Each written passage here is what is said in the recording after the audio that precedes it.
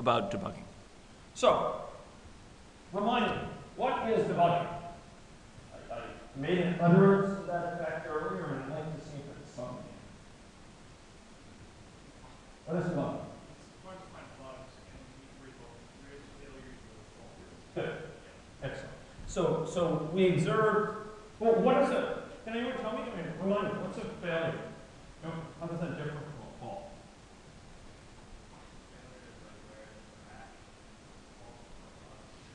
Okay, yeah, so a failure is something observable. It's something that, was an obvious mismatch. Sometimes it's not obvious, but a mismatch between what the program was supposed to do and what it actually did, right? It failed to deliver on its requirements in some level. Maybe it cracked, that's a good example. Maybe it corrupted some data. Maybe it hung. It just didn't respond after a certain point. These are all examples of failures. And there's lots that are less obvious than that. The screen flashed in a weird way.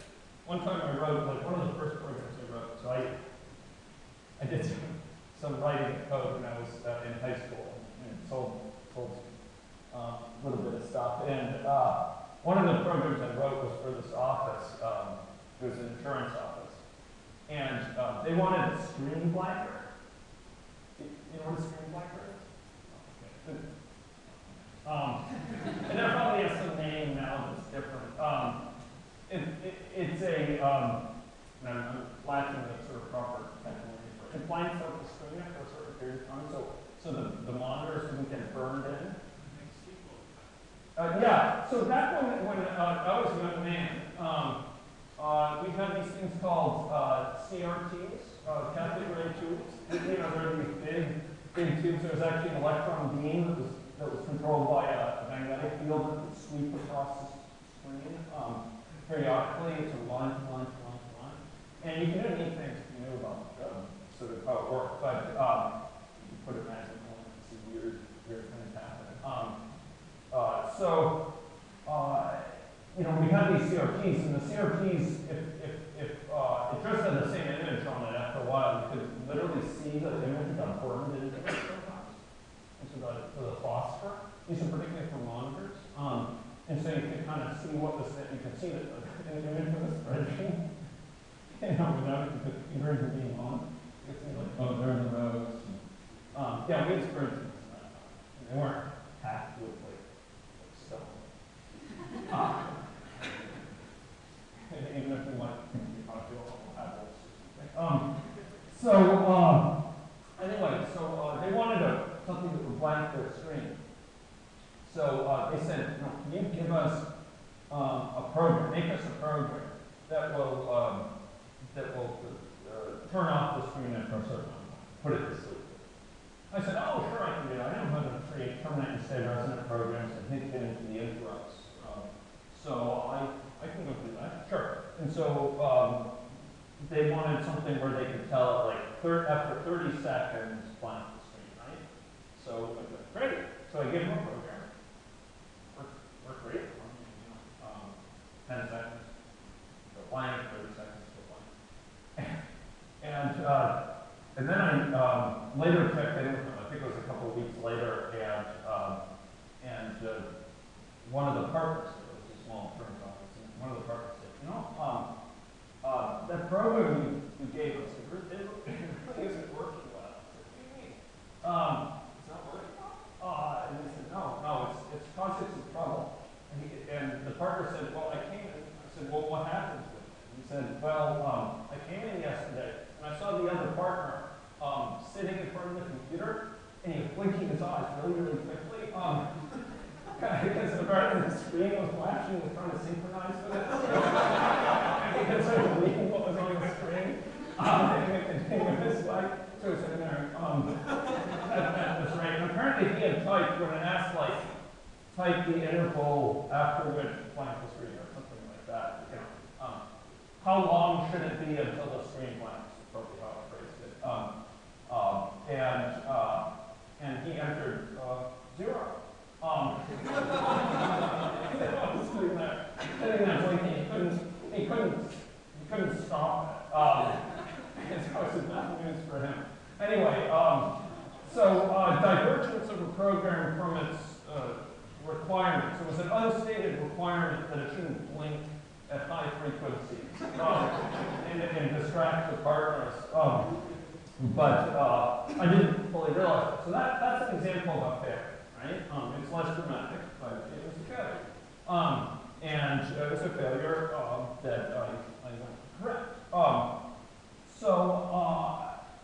You know, failures are things that are observable. What's a fault? The underlying problem in code. Yeah. Yeah, it's an underlying problem in code. It's a sort of fundamental element of logic that underlies that failure. So, you know, in that case, it's particularly proximal to the failure. I should have checked, okay, if it's 0, then essentially in the upper plane. I think that's what we meant by 0. Upper plane. But it interpreted as instant plane. And I should have been clear about the requirements, and I should have put a check there. So you know, we have faults and failures. So failures is a visible problem or observable problem, to use the language of statistics. And fault is some underlying defect that leads to that. Now, it bears in mind that sometimes it's a result of interactions between a couple of faults that trigger the failure. No one of these things is sufficient to interaction. But because it's so common, it extends from a single fault. We'll just use that vernacular right now. Bear in mind that the processes we're talking about scale here pretty well to multiple failures, or multiple faults that contribute. So a fault by definition causes a failure, and logically, because it causes it, it needs to occur before it can come. We don't have time loops that you know lead to Back to the Future. You know the thing that occurs in the future, the fault, somehow causes a failure earlier. Thank goodness we don't have that. Our furnaces are not yet ready for that. And so an underlying fault may be related close to its failure, or quite a bit before the failure. The failure may be quite distal, quite distant from this underlying fault. So, you know, suppose that we have a pointer, for example, that's initialized to a null value, and we go and dereference that immediately. Maybe we're set to null, and, you know, on one side of it, if it's initialized properly, the other side of the if we forgot to initialize it, and then later we start later. It's quite close. I mean, that case I just mentioned, where I failed to check the meaningfulness of that number entered by that partner. That's a case where it's quite close. That's where the fault was. On the other hand, it can be very distal. So, you know, we might have, for example, further up in a program, an algorithm that initializes an array to all nulls, and that's perfectly fine. And then we have an algorithm which is supposed to initialize all the elements of that array with proper pointers. It's supposed to go through and say, malloc with this, or calloc with that, or new int, you know, bracket, and these things. And it goes for each of those in turn, filling in each element, but it forgets the last one. Could happen. And, you know, it may be some period of time before that element is actually accessed in a way that causes a failure. You know, that actually some variable gets that value out of that array, that last variable that's not initialized, and it tries to write to it, or it tries to read from it. And boom, that may be 5 minutes later, maybe 5 seconds later, it may be 5 days later. In an operating system, it might be 5 months later, right? So I noted that there's different types of bugs that you will see, or they're classified as sort of how easy they are to reproduce, how visible they are, just how observable the failure is, in fact. And one of the things that makes debugging in C challenging as compared to debugging in Java is that we have much greater Java or C# or Scala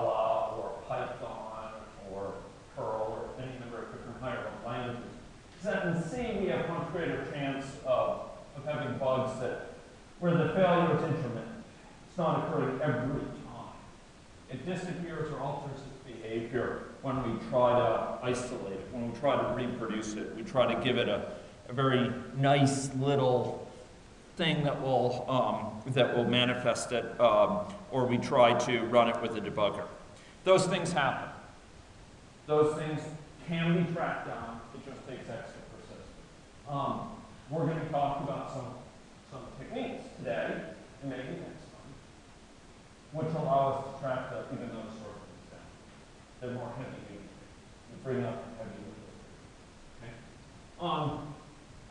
So I asked you last time, because I didn't get through this, to talk about a variety of types of bugs. And we could catalog, there's entomologists out there. I happen to be on very good terms with a provincial entomologist, Phil Curry, who is down in Regina. And he will delightfully go on about various species of mosquitoes and unusual habits, and many other sorts of bugs. And similarly, entomologists, these people who study bugs, have classified bugs of a variety of sorts and put them into a clades in a Linnaean taxonomy. And similarly, we can classify bugs in programs. And there's many sorts. There's syntax bugs, arithmetic bugs, logic bugs, resource-related bugs, which are particularly bedeviling one in the context of C, and some additional types. Side effect bugs, cases where a function that we call has some behavior besides what we anticipated. We may not know about this other behavior. It has a so-called side effect we didn't anticipate. So we say extend back, and out from underneath this, it gives us back a vector. Vectors are a pointer to a new vector. But perhaps it's also done something untoward, or something at least we didn't expect. Namely, deallocated the thing we gave it. But we may not realize that for some time. And so we end up continuing to fraud that thing that's been deallocated, and strange things happen. Not just in Dawson City that strange things happen. It's here as well. That you may be allocated, you may be moving from memory that has no promises associated with it. It may be overwritten at any point, depending on the vagaries of user input and what's going on within the program. So it's just a matter of time before that failure may occur, or before data corruption may occur, which you don't even sense immediately. So what is the bug? It's finding and removing defects and faults in our program based on observations of failure and aberrant behavior. So why is it difficult? Well, we've mentioned some of the reasons. Failures can be implemented. They can be hard to reproduce. It takes a lot of time to sort of get it to reliably fail. And why do we need it to reliably fail? Why do we need it to reliably fail? Why isn't it enough that it intermittently fail? Because we need that to tell us if we know why it's failing. Yeah. We Good. Good. So if we can get it to reliably fail, we can do controlled experiments on it, for example. Say, see if it occurs under this condition or that condition. And if we know that it will, if it's going to occur, it will manifest right away, or manifest with confidence, then we can be sure that our observations are meaningful. We give it this input and it does crack. We give it that input and it doesn't crack. We know it's something about the input, not just chance, not the vagaries of the dice rolling that led to this result. So we can more scientifically debug it. It's a big. Another thing is, if we're going to fire up our debugger to actually go and investigate what's going on, we want to be running it in a condition where we know it will fail, so that we can carefully observe what's going on and know that with confidence that ultimately the end result is going to be a failure.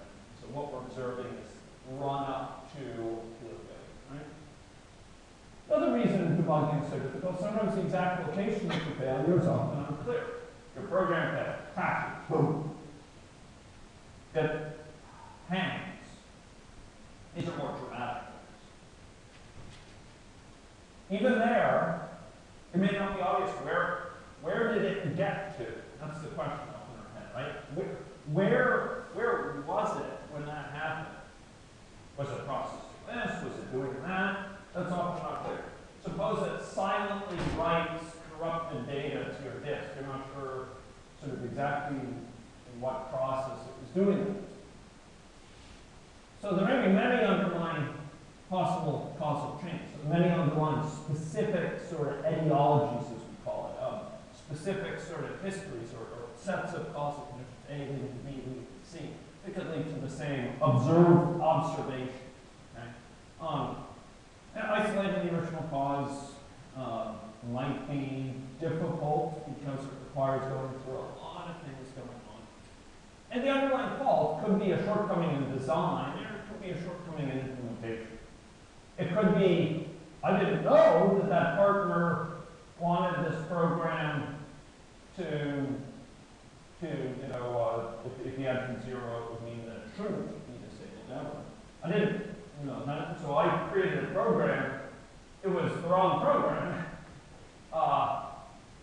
to give him, but the program ain't going to implement it correctly. In other cases, it can be we meant to do X. You know, we use the / open parentheses operator when regular expressions were, that was a less glorious failure than before. You know, we used this when extended regular expressions were enabled and set, and it meant something different than we thought it did, or maybe we had a a caret within a situation like this, and we interpreted this caret in one way, set interpreted it another way. These things could occur. So we meant to tell it to do something, but we actually told it in its own little lingo, it meant something else to it. So we told it to do something different than what we intended. We can have those things go on. What it means to us, what it means to the program is different. The program is the one to make the ultimate delivery. So let's talk about debugging. And the first observation here is, and it may seem like a cop-out. We'll get to debugging. We'll get to all the nitty-gritty of this. But the best debugging strategy, frankly, is avoiding it.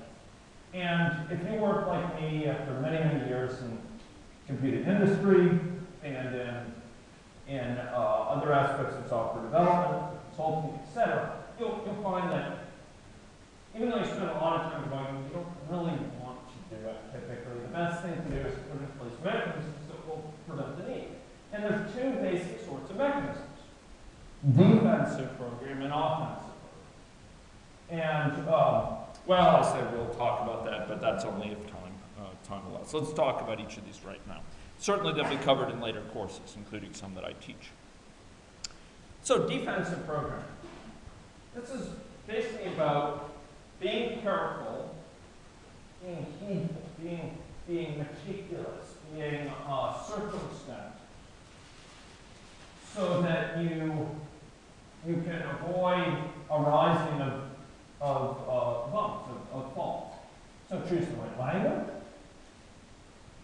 C is a fine language for certain tasks.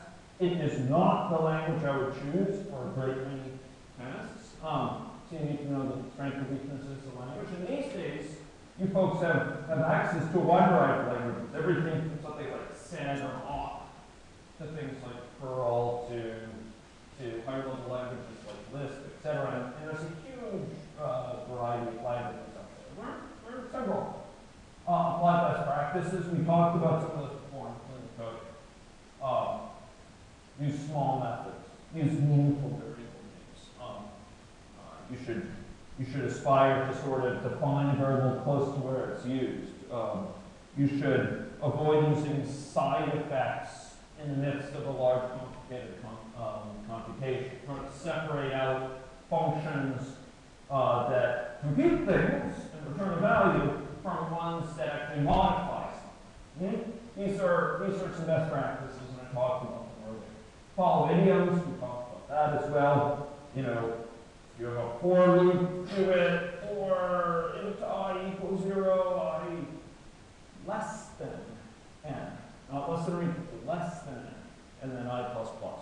It's a convention. It may seem arbitrary, but it's a convention that will help yourself and many others understand your code more quickly, more reliably. Check preconditions, postconditions. These are extremely important principles because that's what the code is counting on for a sane situation. You want to check to make sure it's sane. How would you do this check? Using an assertion. And we'll come to that in just a minute. And use tools like syntax editors, compiler options like these that will spot blood flags. I put assertions in there, but assertions are really what I'd call offensive programming, where we go out and find bugs. We are aggressively trying to track down any bugs that exist. We're not really trying to prevent them from arising. We're actively going out, rooting them out, searching them out, and trying to identify them. Or searching for them in their own terms. So there's a lot of techniques to do this. And in C, some of these techniques are more prominent than in many other languages because so much is up to you with C.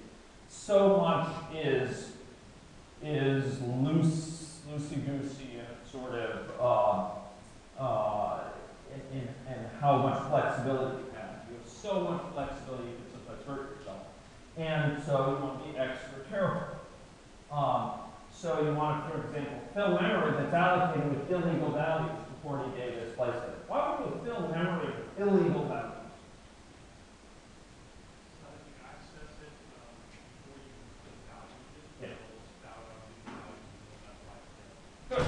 So if you have in your code something like vector, this is a case where we're not doing it in a memory, allocated memory context, but it's the same principle. You know, we have some variable, we might put a null expression into it, right? At first, so in fact, I'm going to put it right here when it's defined. So we're not planning to use it when it is null, but just in case someone's using it, we'll do that. And similarly with allocated memory. So if we have an array of pointers that are allocated as part of our program, we'll go through each and every element and fill it in with null values. Or if we have an array of ints, and the ints are counts, we might fill it with what? Yeah, negatives. Maybe it's -1. Maybe it's the minimum integer value. And so if there's a bit of code which accesses that before it's initialized, the code is more likely to fail obviously. Right? More likely to fail in a clear way. C doesn't, when C returns something with malloc, it's not guaranteeing what the contents of that are. Whether it's filled with ones, the values you allocate a set of ints, it doesn't even know. Malloc doesn't even know what you get. Is it ints or doubles or floats or structures? You just tell it how much memory, how many bytes, and it gives you back a set of memory. You can't fill it in a meaningful way. So it just gives it back to you. Lean and mean. Sometimes with mean is more obvious.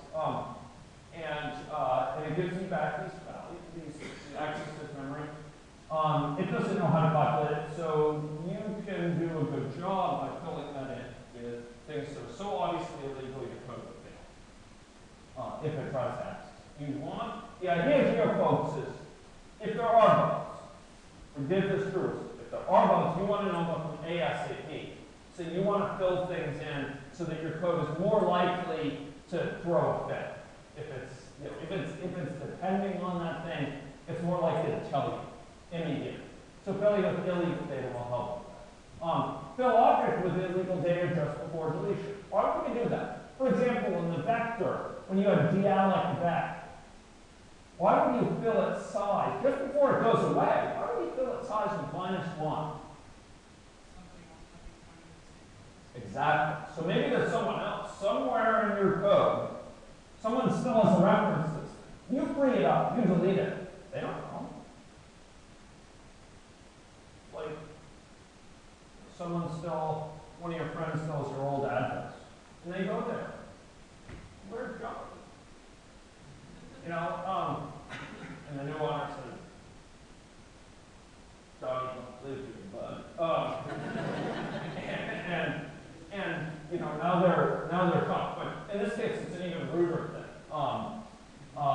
so it's, you know, if it's got that pointer, it may blithely access it, thinking they're speaking with Johnny, and you know, count on that fact. So here, you know, if we have an object that's about to be deallocated, there's no guarantee in C that someone else doesn't have a reference for it. Just in case you fill its recorded length with something that's so obviously bad that the code manipulating it will fail. If someone calls like extend back on this, extend back will say badness, badness, badness. And it will have an assertion failure, and you will then recognize, okay, this thing is bad. You'll know about it sooner before really bad things start happening, like corrupt data is put on the user disk, or before the user gets an incorrect calculation, before there's a wrong value given to the user on which they make decisions. Set buffers at the end of the heap, so overwrites more likely to trigger a page fault. So you can put memory at the end of the heap so that if you go outside that bound, if it's at length 100 and you go to element 101, that boom, it'll trigger a page fault.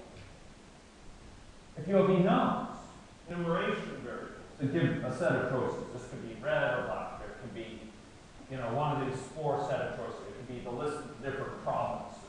We encode, you know, each of the provinces with a number. The default value that we're going to initialize, to which we'll initialize memory, say 0, or say -1, make that illegal, explicitly illegal, and then when you have a switch in case, always catch that case.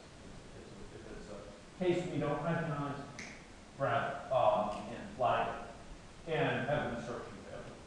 So, you know, assertions are about proactively scanning for and flagging incorrect assumptions, aborting it as a result. Now, one of the reasons these aggressive techniques are so helpful is that not only do they help during testing and kind of manifesting bugs, not only do they show failure, so they help manifest failure. Ladies and gentlemen, they also help debug.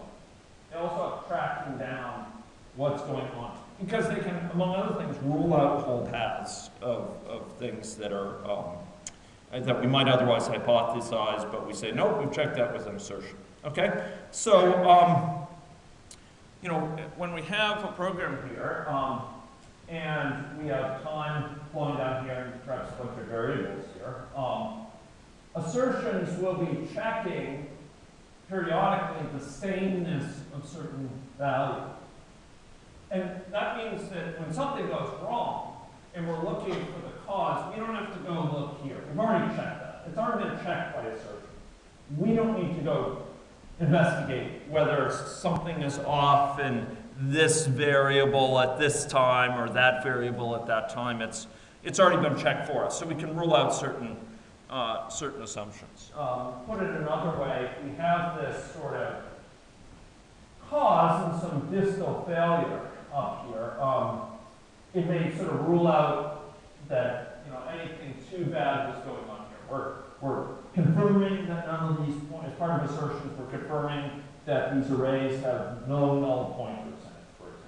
So if we had a bunch of assertions that asserted that whole array is filled with non-null pointers, and we got a null pointer exception, it ain't coming from that array. It's coming from some other place. Okay, so I would like to talk about a more scientific process for debugging. And given the time, this will probably leak into next session, which is fine because it's very important. I don't know how many hours you folks will have to spend debugging, but the processes laid out here, the principles laid out here, if you really internalize them, may reduce that very, very significantly by integer factors, factor 3 or 4. So the basic idea here with debugging is that we're trying to find the underlying fault, and it's a process of scientific observation. So we have some observations about a run that fails, for sure. but also about alternate runs that don't fail, for example, or that may fail also. We have some observations of program code. We know something about the history of that code, what things have changed recently, for example. We may know something about this bug didn't exist a month ago. And we can know many of those things more easily when we're using subversion or another version control mechanism. And we have some sort of problem description, which maybe someone passed to us, and if we're lucky, it's something we actually observe correctly. Okay? And we're going to be coming up with hypotheses as part of this whole process for what's causing it, and where could this problem be arising from. And we'll come up with hypotheses, and often those hypotheses will be off base. But with each successive one exam, we'll learn something that will narrow down our set of possibilities. This is not a spectator sport. This is not a situation where you're in the audience and just sort of observing the pristine program running. Often you will become a key component of this, ripping out sections of input, ripping out sections of input to see how simple a case you can create where it still fails, ripping out sections of the program so that you can rule out certain paths as being a faulty. Okay? So you're going to do some prediction based on a hypothesis. You can do an experiment. You can observe what happens, and that will either allow you to confirm your hypothesis or build confidence in it, or it will lead you to select a different hypothesis, often a very different one that would have been your next guess originally. And eventually you end up fixing the bug. This is a very high-level description of what we're doing here. We're observing, we are making changes where required to the input, to the program, to a temporary copy of the program. We're experimenting with that. We're learning from that and going back and refining our hypothesis. Ladies and gentlemen, I have a very close friend whose older brother had a somewhat unusual name. And his grandfather recognized with this name that he might get a lot of teasing in school. He was afraid that he was perhaps get bullied. So the grandfather decided, I don't know that I advocate this strategy, but the grandfather decided what he wanted to do to set this kid off with 1 foot ahead, with a leg up on the world, was to teach this kid how to box.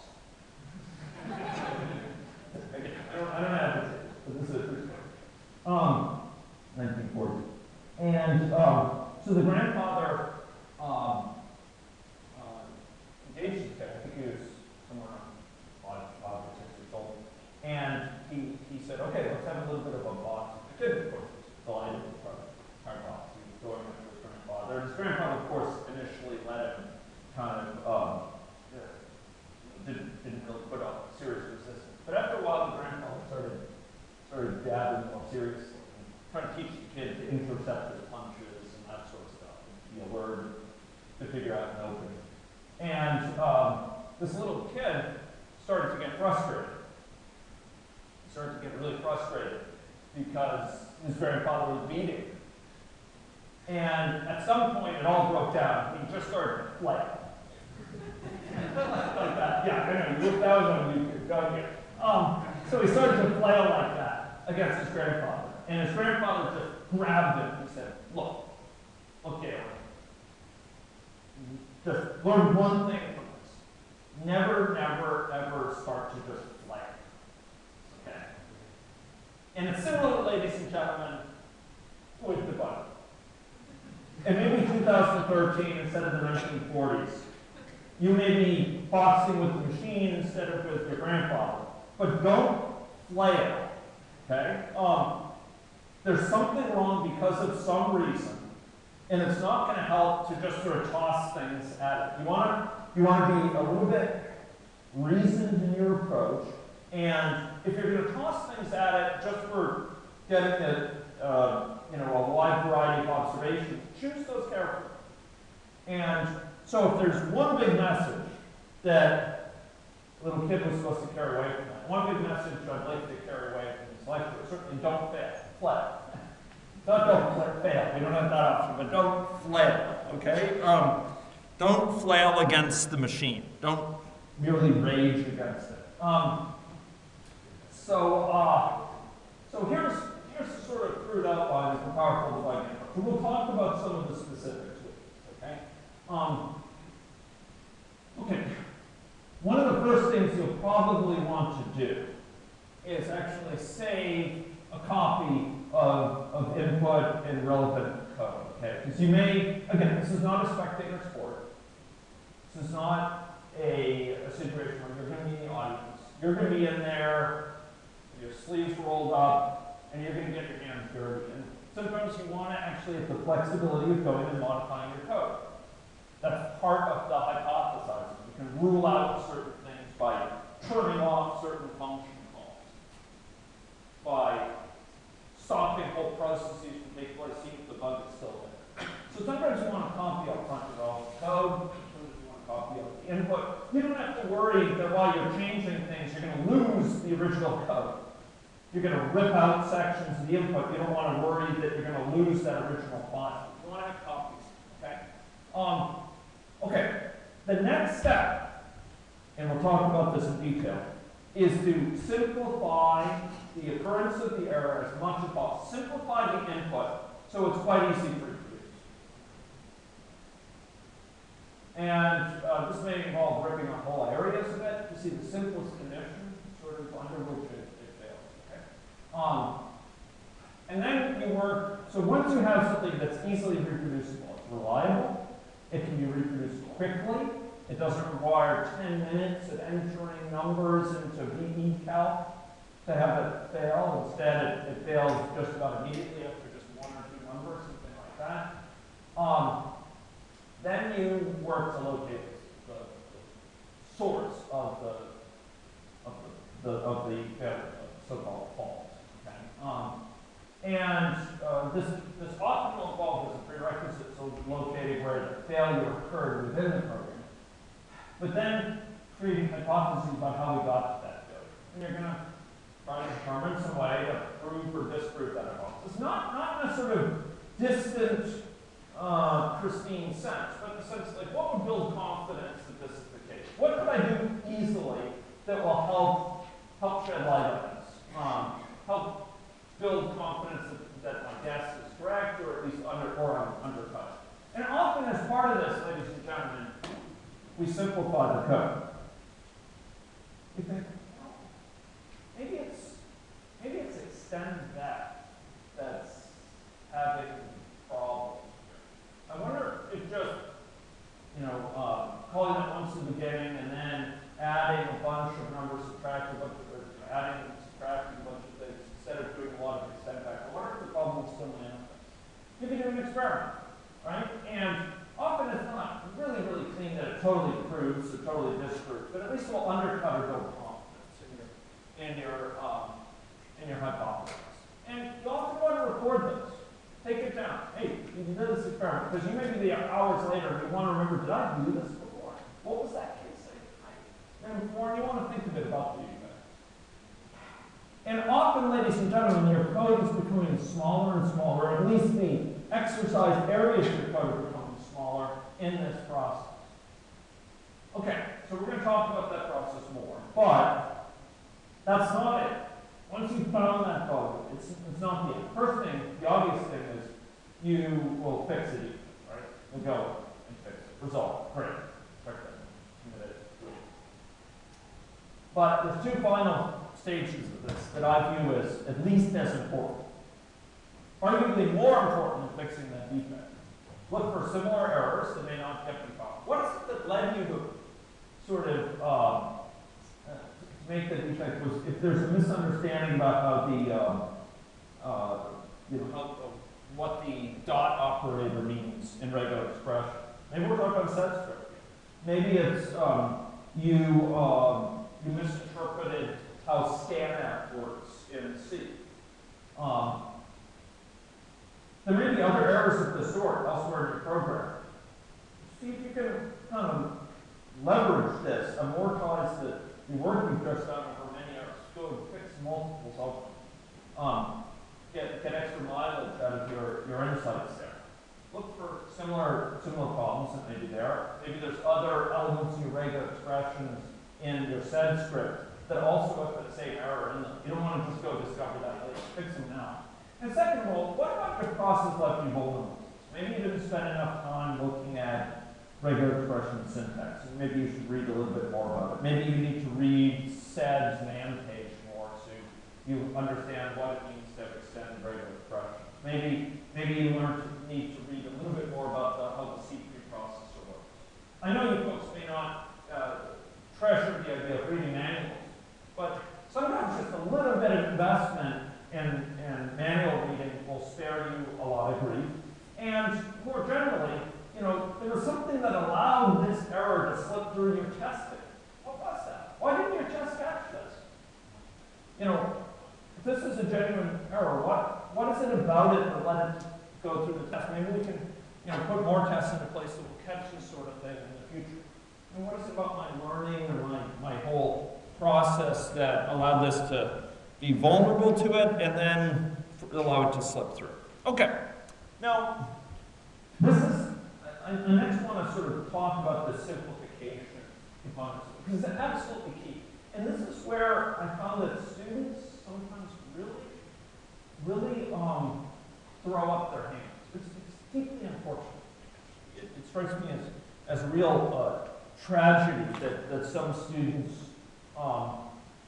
don't see that there's just wide open opportunities for shedding light on the problem, and instead just sort of shrug their shoulders. Perhaps flat. So I had a student, I think it was about a year ago. So I supervised some projects in engineering as well. So it's an EE background, and I can build hardware. And so we're supervising some students there, and they had a software problem with their hardware device having to do with Bluetooth. And I asked them what's wrong? I said, well, we couldn't get Bluetooth to work. I said, well, what's wrong with it? And they said, well, it's not working. I said, well, is it making a connection at least? And you just can't send the data, or is it not able to find the other device? Not working. And they evidently viewed it as kind of this monolithic thing. They couldn't piece it apart. You can piece these things out. I mean, there's sort of pieces to what may be going wrong. And by thinking about it, you could sort of say, well, at least is it getting this far? Is it getting to this point? And all too often, students sort of throw up their hands where there's just wide open opportunities to test things. Wide open to simplify the case. And a lot of it has to do with this simplification. And there's two types of simplification I want to talk about. And they're different. They're different goals. They have somewhat different conditions under which they come to the fore. So we're doing searches often. First I can search often we're doing. Both these are kind of binary searches.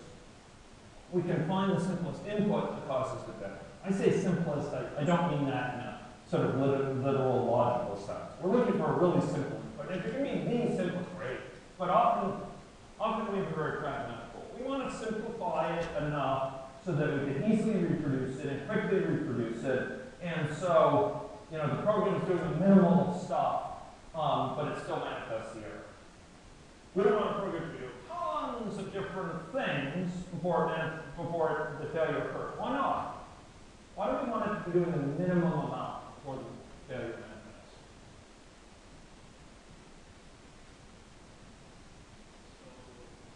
So at least you come out the root problem, because then you have like resilience going on the left of the EJD. Exactly.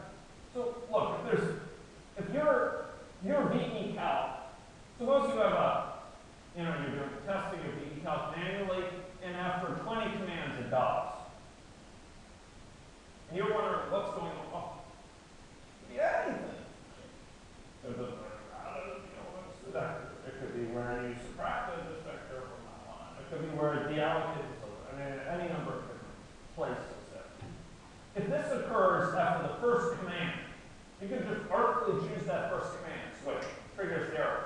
There's a lot less to worry about. You realize that all that's required is a single, extend factor or something like that. Boom, it dies. It's a lot easier to run. There's a lot less going on. It's a lot fewer moving parts in the way. It's just night and day. One thing leads to this other, and it lets you sort of zero in and up close. It brings the space between the fault and the failure much closer logically. It's much less time required, and it's more likely to be visible in a brief debugging session.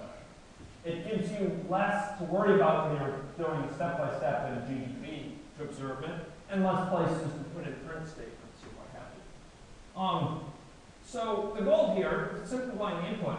You want to find a simple demonstration because it will sharpen the hypothesis for where this fault lives. I use the term fault etiology. What I mean by that is, so the particular causal mechanism, the particular pathway, the particular sort of specific this causes this causes this causes this that's involved.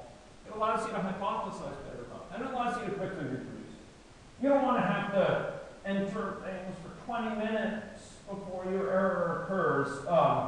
It's tedious, it wastes your time, wastes the time of other people in your project. So you want simplicity. Principle 1. If the input is failing, experiment. Simplify, and a lot of simplifications won't cause the error, but some might. And maybe 1 out of 10 will, and that will save you time in a big way because it will let you quickly and reliably get there. Okay, search 2. So that's search 1. Simplifying the input.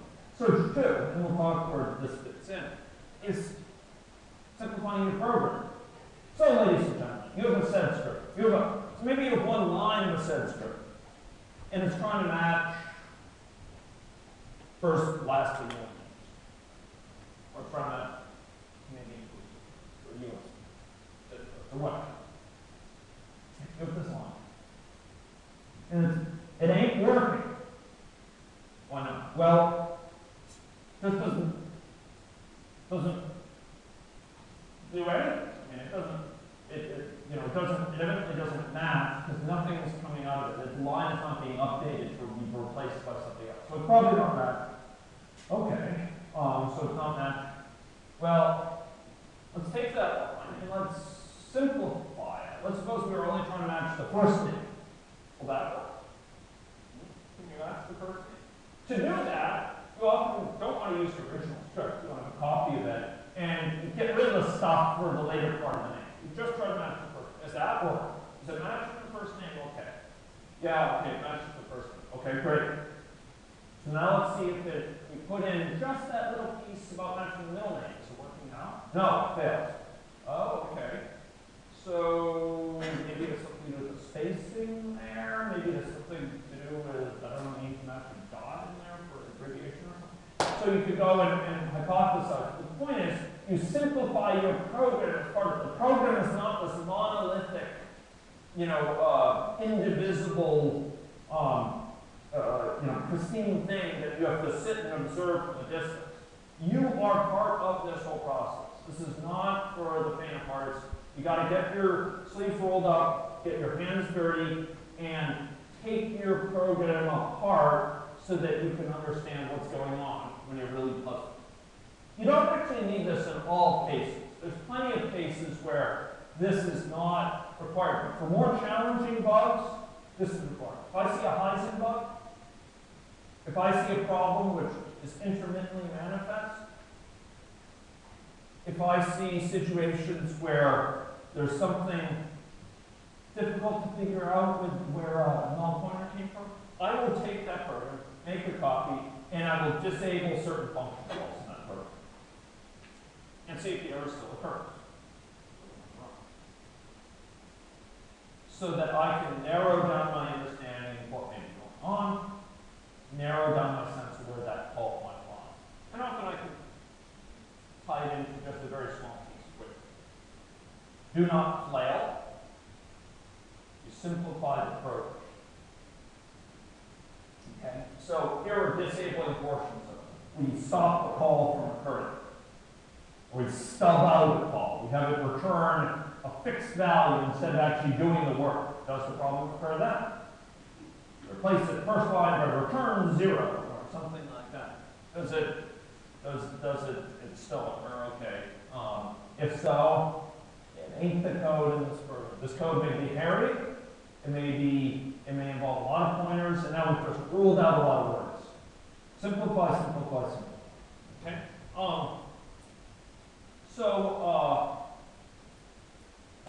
You might not have to do that, but often it's a key thing. These are separate processes. 1, simplify input. 2, simplify program. Okay. So let's talk about each of these a little bit, and we're gonna finish up here in a few minutes, right? Okay. So the first type of search is we're trying to find the simplest input. And I mentioned one. Okay. So your send script doesn't recognize a hyphenated surname. Well, does it recognize an unhyphenated surname? Have you tested that? Have you seen? You may jump to the conclusion, oh, it's not recognizing the name because it's something, it's a strange name or something like that, but maybe it doesn't recognize any name. Maybe it doesn't recognize a postal code with more than one space between the pieces. Does it recognize it with a single space? Maybe it doesn't recognize it with lowercase characters. Does it recognize it with uppercase? So, here, sometimes you're actually modifying input. You're taking that program I gave you as examples of possible input for your set script. Not the only possibilities, but those would be things that need to be able to handle sloppily entered data. And you maybe get a copy of that and you simplify that manually in the text editor. Great.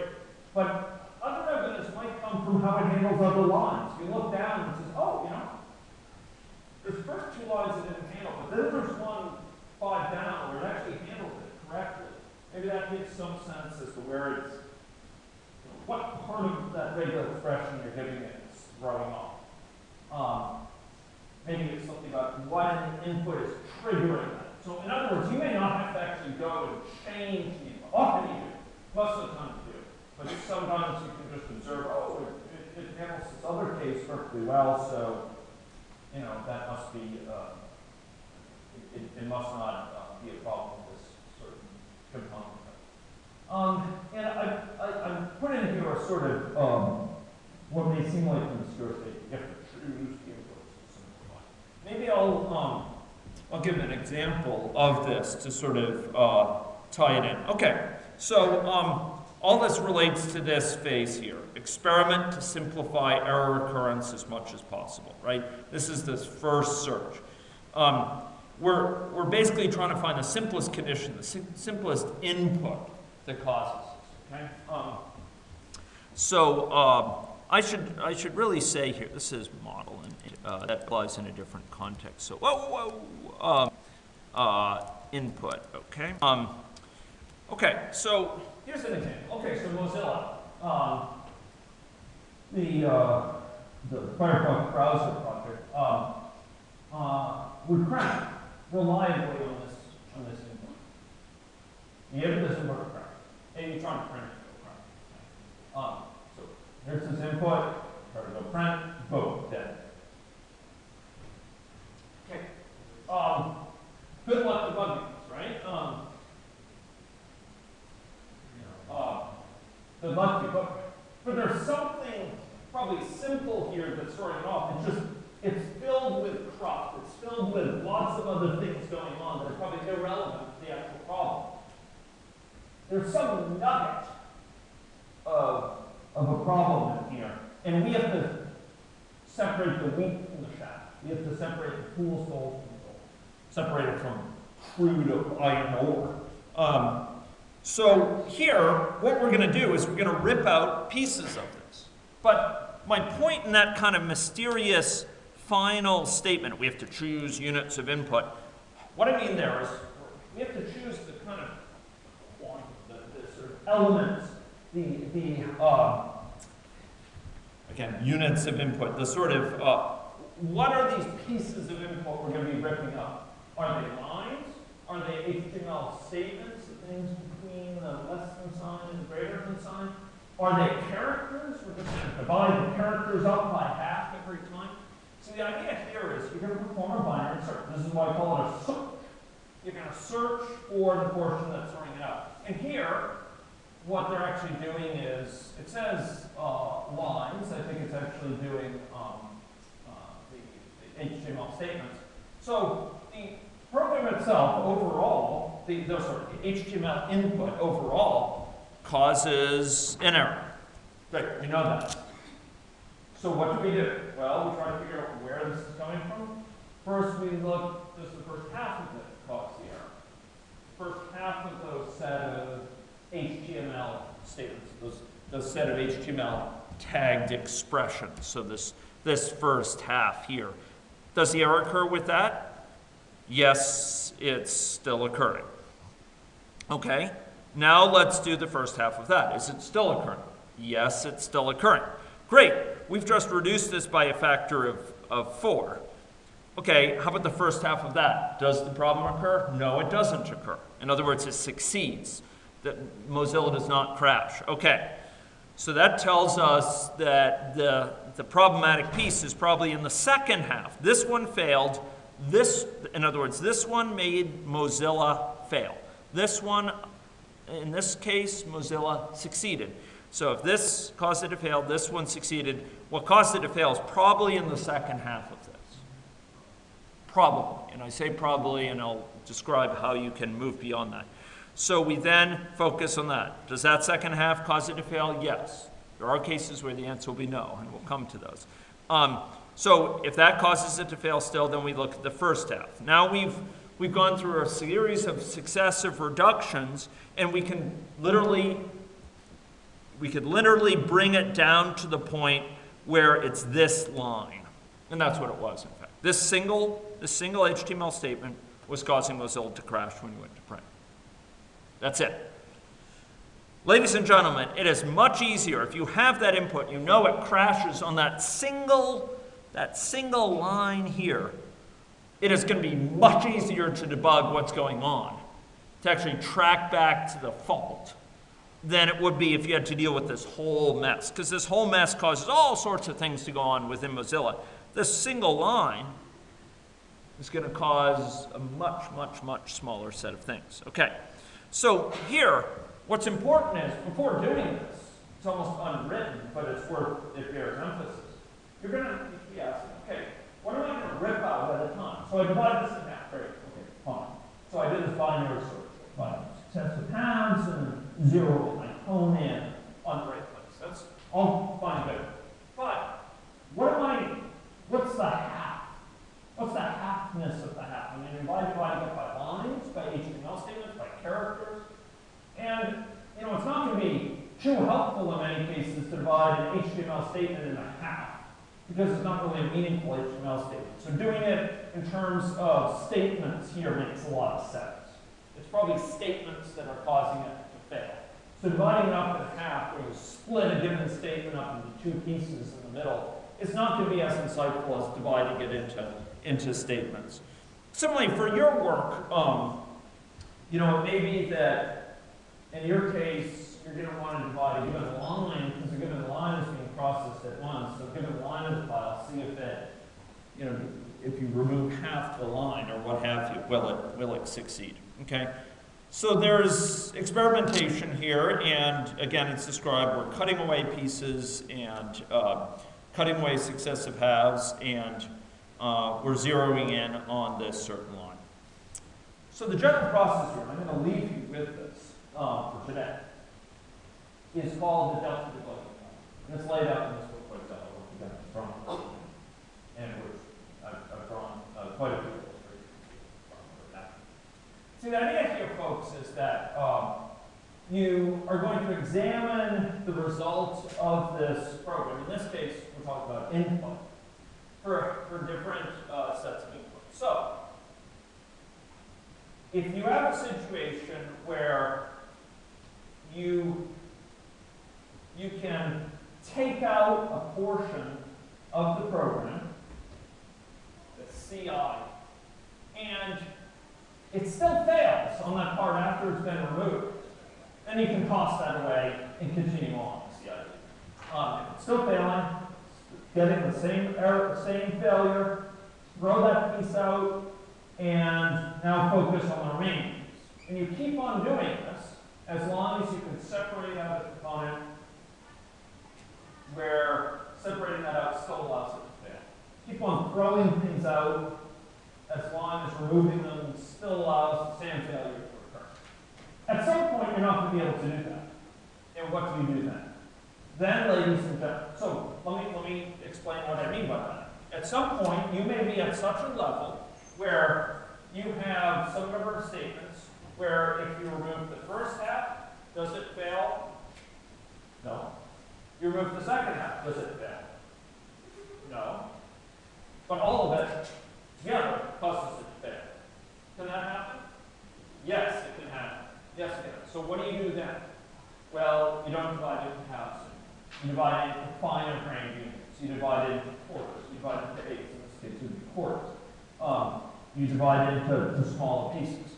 In the case of a select statement, it may be that it's the errors occurring in the context of reading that thing sort of character by character. So you divide it into characters and break it into character pieces. Divide that one statement into characters and examine how it reacts with respect to those.